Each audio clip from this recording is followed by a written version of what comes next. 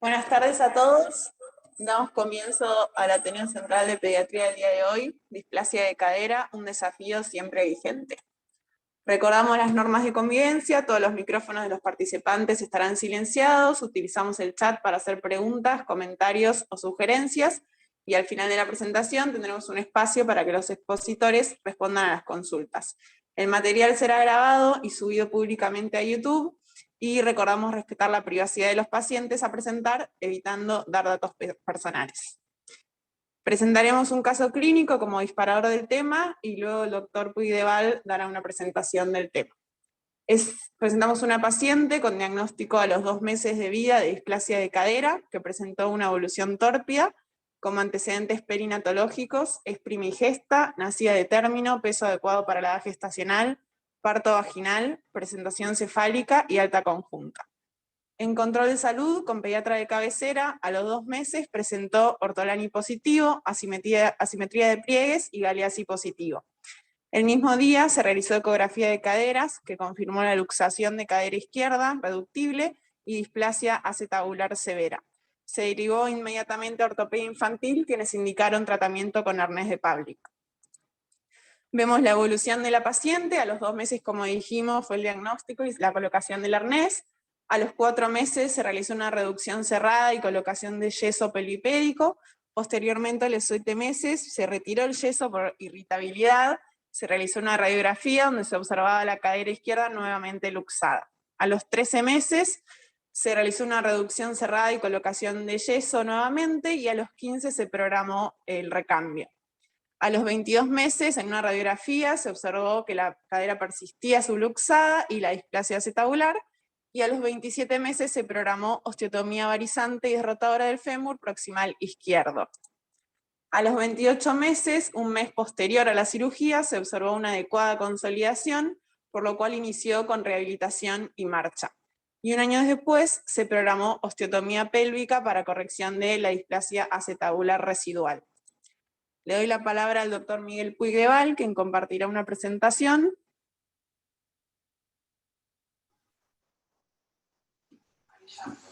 Bueno, gracias. Se escucha bien ahí, ¿no? Compartir pantalla. Ahí estamos. Ahí, teóricamente.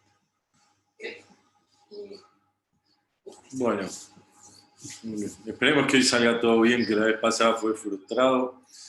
Agradezco de nuevo a todos por la invitación, toda la gente de pediatría. La idea es hablar un poco, y el caso ese que presentaron es un caso complicado, la idea es que nunca llegue a eso, sino lo que vamos a focalizar un poco es en el tema del screening y el tema de los factores de riesgo.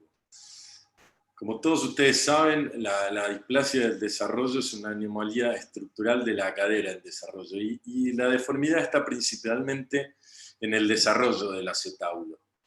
Y esto puede ir, como en este caso, de caderas totalmente luxadas, lo que antes denominábamos luxación congénita de cadera, pero a grados más leves donde la cadera está subluxada o está a veces reducida, y lo único que tiene el paciente es un acetábulo inmaduro, o sea, más vertical, que no es continente, y lo que nosotros llamamos displásico. La incidencia, no hay datos precisos en nuestro país. Cuando uno va a buscar la literatura internacional, sobre todo la de Estados Unidos, vemos que de caderas luxadas es 1 cada 1000 nacidos vivos, mientras que de caderas displásicas, o sea que hay una anormalidad del acetábulo, pero con una cadera reducida, puede darse hasta en el 1% de los nacidos vivos. Y acá es importante que sepamos que el acetábulo tiene un pico en la curva de maduración durante los primeros 4 meses de edad de los chicos. Y es por eso que los mejores resultados cuando tratamos la displasia se obtienen cuando empezamos el tratamiento antes de las 6 semanas de edad. Entre las 6 y 8 semanas uno puede conseguir muy buenos resultados con el arnés de Pavlik, inclusive en caderas luxadas. Fíjense, esta chica que tenía 1 mes de edad con una cadera subluxada, se le puso el arnés de Pavlik, y como a los 2 años uno ve las 2 caderas bien desarrolladas, y hasta es muy difícil saber cuál era la cadera que fue tratada y cuál fue la cadera normal desde el principio. ¿Qué pasa cuando no hacemos ese diagnóstico en esas primeras etapas? Y en general necesitamos de tratamientos más agresivos, con osteotomías pélvicas, osteotomías a nivel del fémur, como esa chica que presentaron al inicio del Ateneo, lo cual nos lleva a mayores complicaciones y peores resultados. Esta chica que se hizo el diagnóstico a los 7 meses de edad necesitó osteotomías a nivel del acetábulo y a nivel del fémur, y si bien a los 3 años vemos que es una cadera que está reducida, vean que no es una cadera que está desarrollada en forma normal como la del otro lado, y posiblemente tenga una degeneración articular precoz cuando esta chica sea una adulta joven. Y es así que si uno encuentra en la literatura, vemos que estas caderas que no quedan exactamente bien igual a la del otro lado, sino que quedan con una displasia persistente, llevan a una degeneración articular prematura, y es la causa más común de artrosis de cadera en mujeres menores de 40 años. Y son pacientes, según la literatura americana, que tienen un 2,6 riesgo mayor de recibir un reemplazo total de cadera en relación con pacientes que no hayan tenido displasia de cadera. Entonces es fundamental, como vemos, hacer el diagnóstico temprano. Y en estos pacientes como este, que vemos ahí como se luxa o se subluxa, tiene un ortolani positivo, es bastante fácil de hacerlo. Pero en los grados leves, como los pacientes que tienen nada más una displasia acetabular, pero la cadera está bien reducida, son pacientes asintomáticos, tanto en la infancia como en el adulto joven. Y si la clínica acá no es fiable, porque son pacientes que uno los revisa y son caderas totalmente normales. Y es acá donde está el problema de cómo hacer diagnóstico de displasia en estos pacientes, entre comillas, clínicamente sanos. Los estudios por imágenes de los recién nacidos, lo que utilizamos habitualmente es la ecografía. ¿Por qué? Porque el núcleo cefálico aparece radiográficamente recién más allá de los 4 meses. Y como vimos anteriormente, uno tendría que tratar de empezar a tratar estas caderas antes de los 2-3 meses de edad de los chicos. Y es por eso que utilizamos la ecografía como método de diagnóstico, que además nos da la ventaja que al ser un estudio tanto estático como dinámico, nosotros vemos si son caderas que están reducidas y se luxan, o son caderas que están luxadas y se pueden reducir en la posición de la maniobra de ortolani, que es la misma posición que la que colocamos el arnés de Pavlik. Entonces, cuando hablamos de screening en displasia de cadera, nosotros tendríamos que ponernos como objetivo el de prevenir la presentación tardía luego de los 6 meses de edad, porque vimos que ahí es donde necesitamos de tratamientos más agresivos y que por mejor que sea el tratamiento siempre quedan con algún grado de displasia residual. Pero cuando buscamos en la literatura es controvertido qué método utilizar, ya sea el screening universal, es decir, hacerle estudio por imágenes a todos los recién nacidos, o usar el screening selectivo, que es hacerle un estudio por imágenes nada más a los pacientes que tienen una clínica de inestabilidad positiva o que presentan factores de riesgo. Son conocidas las ventajas y desventajas de cada uno. En el universal, en teoría, tendríamos un diagnóstico temprano de todos los casos de displasia, pero como desventaja tiene un mayor costo, ya que le haríamos ecografías a todos los pacientes, y también si está indicado en pacientes recién nacidos, que a veces tienen una inestabilidad en las primeras 2-3 semanas, que es normal y fisiológica, nos puede llevar a un sobretratamiento de los mismos. Obviamente el selectivo, las ventajas y desventajas son totalmente las contrarias a la universal. ¿Cuáles son los factores de riesgo descritos en la literatura? En general, la historia familiar de displasia, la posición podálica intrauterina, sobre todo en el último trimestre del embarazo, el sexo femenino, paciente primogénito, con bajo peso o con oligohidroamnios. Entonces, teniendo en cuenta toda esta introducción, nosotros nos pusimos 2 objetivos. Primero, estimar la incidencia acumulada de displasia del desarrollo de la cadera en niños nacidos en el Hospital Italiano de Buenos Aires que pertenecían al plan de salud del hospital. Y secundario, analizar la presencia de factores de riesgo asociados al desarrollo de displasia en estos niños, o sea, nacidos en el Hospital Italiano y pertenecientes al plan de salud. ¿Por qué nada más tomamos lo del plan de salud? Porque son los pacientes que se siguen atendiendo acá, entonces no se nos iban a escapar ninguna displasia inicial que nosotros no veamos en el futuro. Entonces se llevó a cabo para la estimación de la incidencia una corte retrospectiva de niños nacidos en el Hospital Italiano entre el 1 de enero del 2011 y el 31 de diciembre del 2016. y para el análisis de los factores de riesgo realizamos un estudio de casos y controles que estaba anidado en esta corta retrospectiva.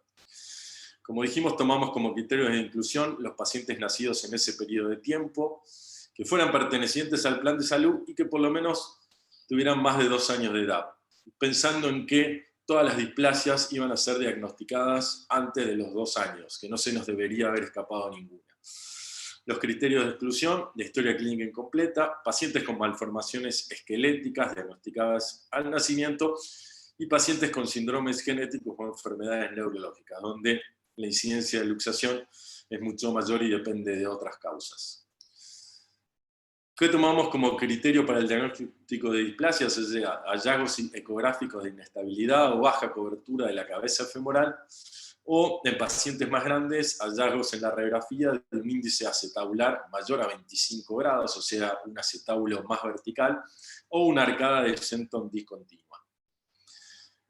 Para el análisis de los factores de riesgo, hicimos el estudio de casos y controles tomando un muestreo aleatorio machado por fecha de nacimiento, de 4 controles por cada caso de displasia y de 4 controles sanos, pacientes sin displasia de cadera.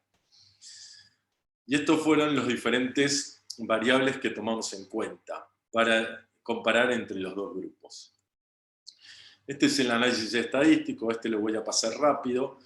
Lo que nosotros vimos que en ese periodo de tiempo nacieron 10.922 pacientes. 3.845 fueron excluidos por diversas cuestiones, lo cual nos dejó dentro del estudio 7.077 pacientes, de los cuales 53 tuvieron un diagnóstico de displasia, o sea, un 0,74% de los pacientes tuvieron displasia de cadera. La incidencia de displasia vemos que fue bastante pareja, sacando el año 2011, no sabemos por qué, dio casi el doble. Después en el 2003, 12, 13, 14, 15 y 16 fue de aproximadamente entre 7 y 8 por cada 1.000 nacidos vivos. Los factores de riesgo que dieron positivos, o sea, una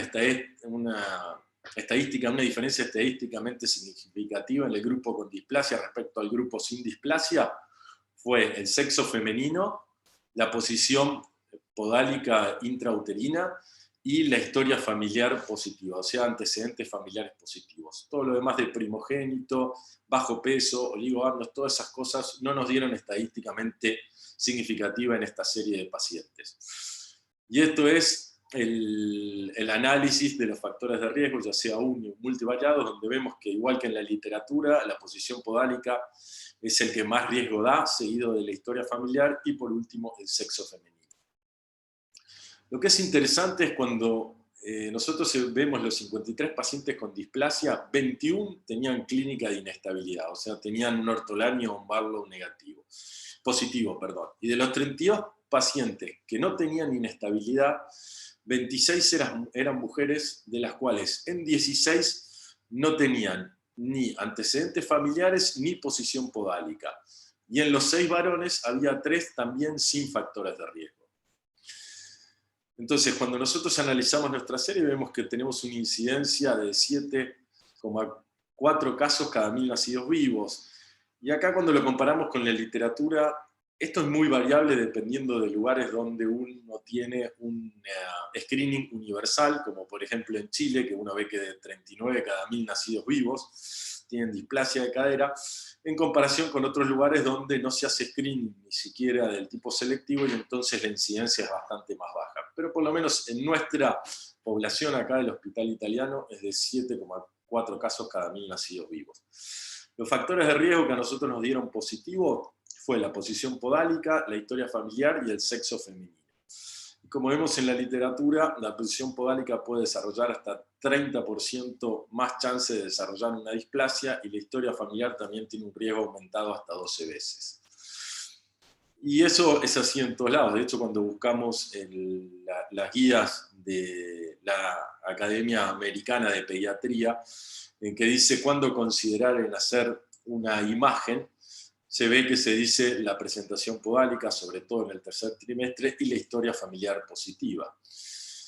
Entonces, cuando nosotros empezamos a evaluar cuál es la importancia de hacer un screening en displasia, ¿por qué hacer screening displasia del desarrollo es tan importante? Y porque en los casos leves es una condición inicialmente oculta, que es fácil de tratar si es detectada en forma temprana. Vimos que pacientes que se empiezan a tratar a los 2-3 meses, aunque tengan una cadera luxada, con el arnés de Pavlik pueden tener hasta un 80% de buenos resultados. Y que si los tratamos en forma tardía, por más que estén muy bien tratadas, quedan con displasias residuales que van a traer secuelas en el largo plazo. Entonces, el objetivo en esta patología en particular es prevenir la presentación tardía, o sea, después de los 6 meses de edad, ya que la mayoría se trata bien con el arnés de Pavlik y vamos a obtener un normal desarrollo de la cadera con un mínimo de secuelas. Y de hecho, cuando vemos en la literatura, vemos que el screening, que se utiliza en muchos países, disminuye el número de cirugías reconstructivas de displasia. ¿Qué significa esto?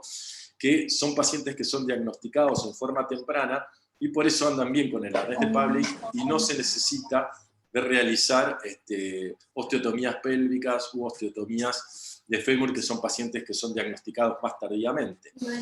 Pero, de cualquier manera, sigue siendo controvertido este tipo de screening utilizar. Vemos que hay lugares como Austria, Alemania o Chile que utilizan el screening universal en todos los recién nacidos, pero hay otros lugares como Estados Unidos o el Reino Unido donde utilizan el screening selectivo, es decir, recién nacidos con inestabilidad o factores de riesgo. Y en la literatura no hay muchos artículos que comparen el screening universal contra el selectivo. Yo los únicos que encontré fueron 2 de los países nórdicos, donde si bien el grado de presentación tardía con el screening selectivo es mayor que con el screening universal, esta diferencia no es estadísticamente significativa. Y ellos lo atribuyen a que su screening clínico, el que hacen en los recién nacidos, es de muy alta calidad, lo hace personal que está muy bien entrenado, y entonces por eso diagnostican inestabilidades leves que capaz en personal no entrenado no la encontraría. Pero también es cierto que si buscamos en la literatura, hay artículos que presentan casos de presentación tardía en pacientes sin estabilidad, o sea, con una cadera totalmente normal al examen clínico y que no presentan factores de riesgo. Y de hecho, como vimos anteriormente, nosotros en los 32 pacientes de los 53 que no tenían clínica negativa, si sacamos el sexo femenino como factor de riesgo, 19 de estos pacientes no tenían factor de riesgo ni inestabilidad.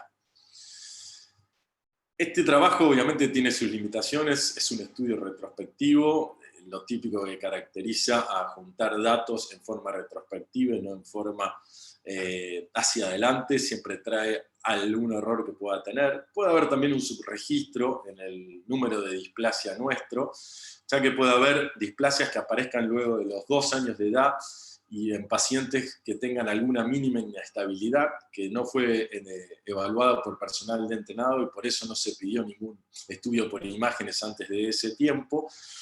Y le faltaría un análisis económico, que es lo que muchos países que toman en cuenta o eligen el screening selectivo lo ponen como un factor fundamental, el tema de decir, bueno, es más barato tratar algunas caderas que se nos escapen que hacerle ecografía a todos los recién nacidos.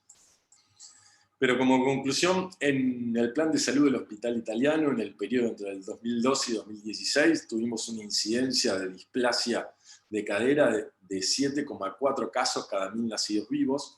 Los factores de riesgo en esta población que fueron positivos para displasia fue la posición podálica, la historia familiar y el sexo femenino. Y es importante que si excluimos el sexo femenino como factor de riesgo y nos quedamos nada más con posición podálica o historia familiar, un 35% de estos pacientes no tenían inestabilidad clínica ni factores de riesgo. Y con eso terminamos. Espero que se haya escuchado bien. Saludos. Abrimos el espacio para preguntas. Mientras, una pregunta que me llega por privado, con respecto a los factores de riesgo, si ya con 1 o 2 deberíamos pedir la ecografía o no, o si es con 1 o con 2, o con cuántos, sin clínica, digamos. No, con un factor de riesgo, si estamos hablando de screening selectivo, ya con un factor de riesgo, uno lo pediría. Obviamente si incluimos el sexo femenino como factor de riesgo, la verdad que más que selectivo tenemos un mix entre selectivo y casi universal, porque le estaríamos haciendo a muchas chicas que no tienen inestabilidad y no tienen ni historia familiar, ni posición podálica o una ecografía. Pero bueno, eso yo creo que depende de cada institución, de cada país, o como quieran llamarlo, por dónde elegirlo. Lo que está claro que si uno va a tener en cuenta el screening selectivo, está bien entrenarse en el tema del examen clínico para de alguna manera esas inestabilidades muy leves tratar de diagnosticarlas en forma temprana. Bien. El doctor Julián Hiera pregunta en qué momento realizamos la ecografía. Ese es un buen punto, porque los que hablan en contra como una desventaja del screening universal es que se hacen ecografías en forma temprana, capaz a la semana, 2 semanas de edad, donde siempre hay alguna inestabilidad que todavía es normal en esos chicos recién nacidos, son caderas todavía inmaduras, y eso puede llevar a un sobretratamiento con arnés de Pavlik de caderas que se resuelven en forma espontánea. Entonces, la realidad que lo que uno definiría es, en pacientes recién nacidos, donde hay una inestabilidad franca, o sea, una ortolani clave, ese sí, pedir el estudio y derivarlo enseguida, porque esos son pacientes que no es una inestabilidad fisiológica, sino que es una cadera luxada. Pero esas caderas que uno revisa y están reducidas y capaz tienen un poquitito como de inestabilidad, como de juego en el Barlow, esperar un poquitito y volver a controlarla a las 4 semanas, 6 semanas de edad, y si todavía sigue teniendo eso, recién ahí pedir la ecografía, entre las 6 y 8 semanas, que es un momento donde la inestabilidad fisiológica ya desapareció y todavía es un momento temprano como para empezar a tratarlas con el arnés de Pavlik y tener un buen resultado. Bien.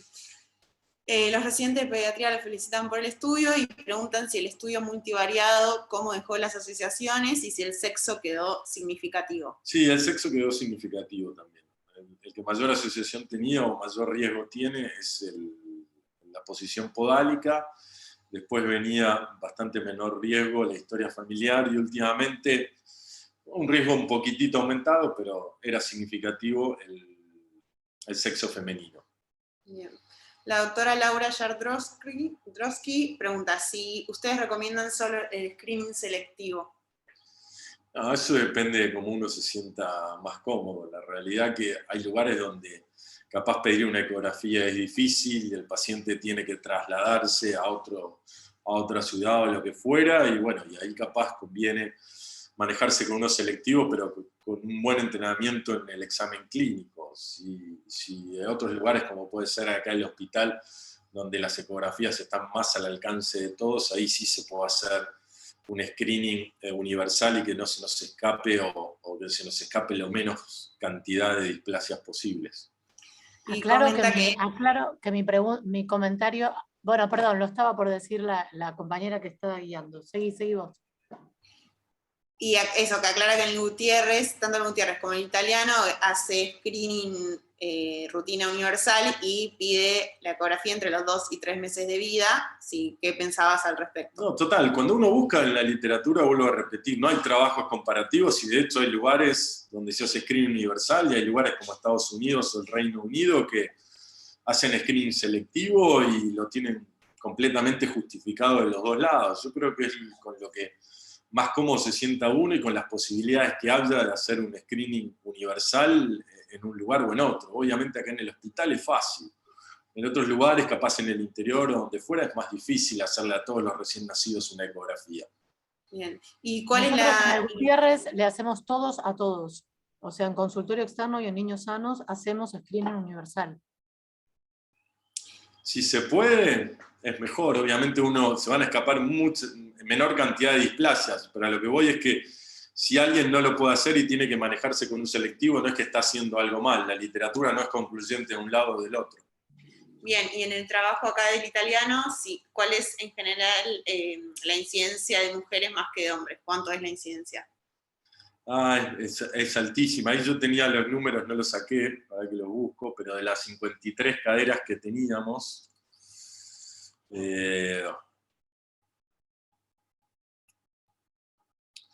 De los 53, 44 eran mujeres y 9 varones. Bien.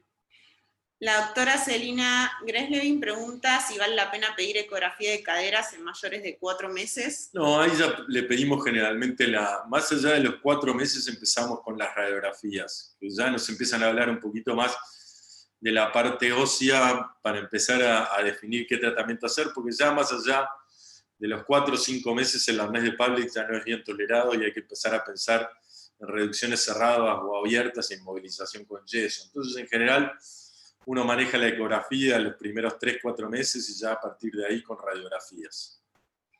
Bien, otro comentario de los residentes. En las limitaciones mencionaste personal no entrenado. Ahora, la maniobra fue realizada por neonatólogos y pediatras entrenados, ¿no?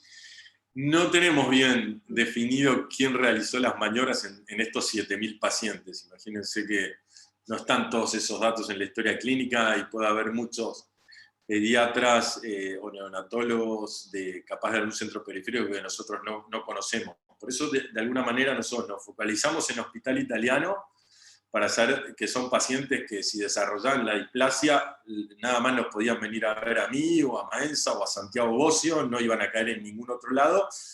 Y tomamos más o menos 2 años, que es un tiempo relativamente prudencial para que cualquier diagnóstico que a veces sucede, que es cuando el paciente empieza a caminar, o lo que fuera, que uno le ve caminar raro, o empieza a ver esa discrepancia en miembros inferiores, se hace el diagnóstico. No nos focalizamos en el tema de si estaba bien hecho acá el screening clínico, a lo que simplemente yo lo pongo porque la gente que habla a favor de screening selectivo dice que la ventaja del screening selectivo es el menor costo, pero para poder hacerlo se necesita de personal bien entrenado en las maniobras clínicas. Simplemente por eso lo nombré, nosotros no lo evaluamos. Bien. El doctor Julio Usaniche pregunta, ¿existen complicaciones del tratamiento con arnés en pacientes tratados tempranamente en lugares con screening universal?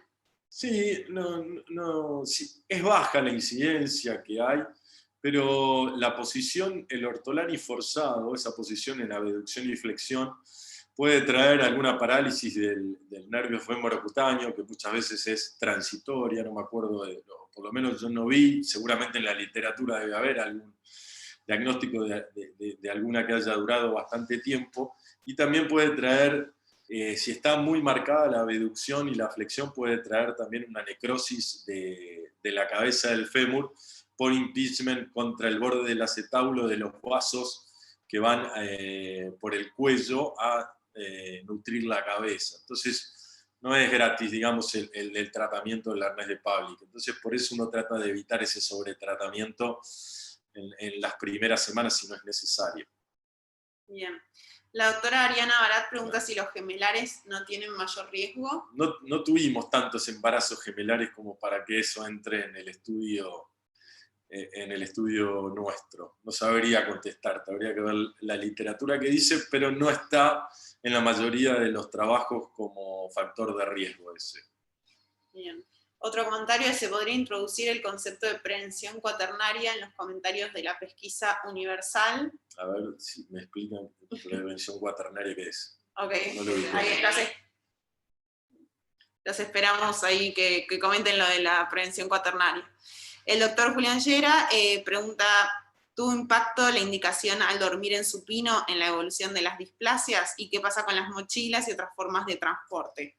No estudiamos lo de dormir. La verdad que no, en el momento que hicimos nosotros el estudio, cuando buscamos factores de riesgo para incluir en el estudio nuestro a partir de trabajos previos, no estaba. Sí está demostrado el tema de como en algunos lugares donde los tienen a los chicos, los llevan con esas sábanas que mantienen las piernas en aducción, eso sí aumenta el riesgo de displasia. Se trata de evitar esa forma de llevar a los chicos, que en algunos países es bastante más frecuente. Sí, no hay ningún problema y está permitido el tema de cuando van con las piernas abiertas, digamos como sentados con piernas en flexión y abducción. Eso sí, pero no con piernas juntas, con las piernas vendadas y juntas, porque eso aumenta la incidencia de displasia. No sé si eso más o menos era, Julián, lo que preguntabas. no sé lo del cuaternario, ¿no? Ahí No aparece acá la capaz están respuesta. escribiendo. Sí, preguntaba eso y veía el fin de semana en los diarios la foto de la hija de Pampita envuelta, toda atada, y nada, durmiendo boca abajo, ese tipo de mensajes mediáticos que pueden generar confusión. Y nada, ¿qué opinaba de esto, del transporte, de atarlos, de envolverlos, con respecto a la Totalmente de cadena? acuerdo con eso.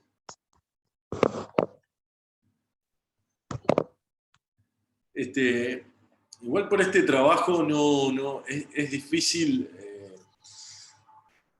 terminar de definir una conducta. Lo que sí es importante saber que, a pesar de que uno haga un buen análisis y nos focalicemos solo en los factores de riesgo, las displasias siguen habiendo en pacientes clínicamente sanos y sin factores de riesgo. Por lo cual, si nosotros podemos, y sobre todo en las mujeres, si le podemos pedir ecografía, y vamos a estar todos más tranquilos. Bueno. ¿Alguna otra pregunta, comentario?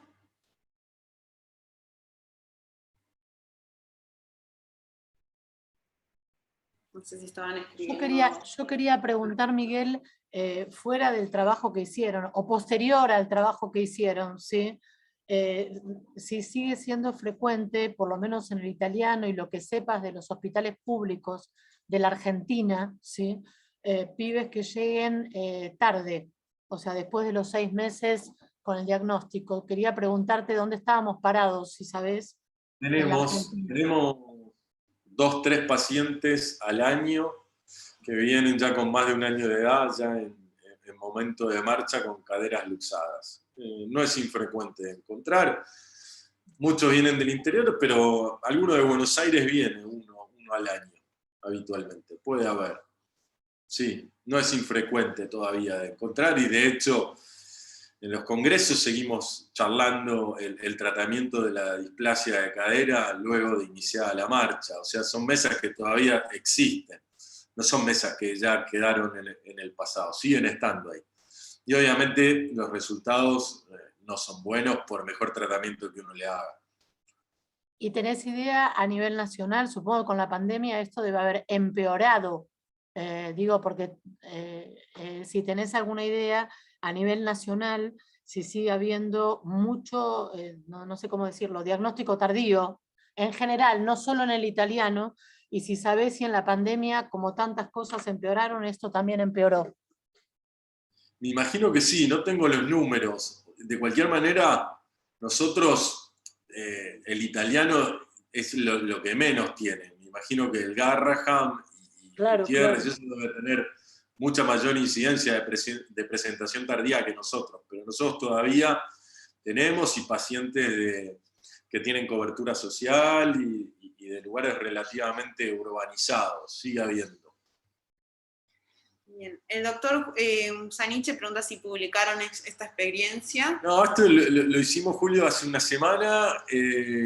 No, terminó hace un mes, justo para otra presentación. Lo vamos a presentar ahora en el Congreso Saoti, que es la semana ahora en septiembre, y la idea después es escribirlo para mandarlo para la revista de ustedes en la SAP, porque me parece que es mucho más interesante para ustedes que para cualquier revista traumatológica. Así que la idea es, los residentes ya lo están escribiendo para mandarlo ahí. Pero bueno, lo queremos presentar antes en Saoti, que es el mes que viene. Bien. ¿Alguna otra pregunta, comentario?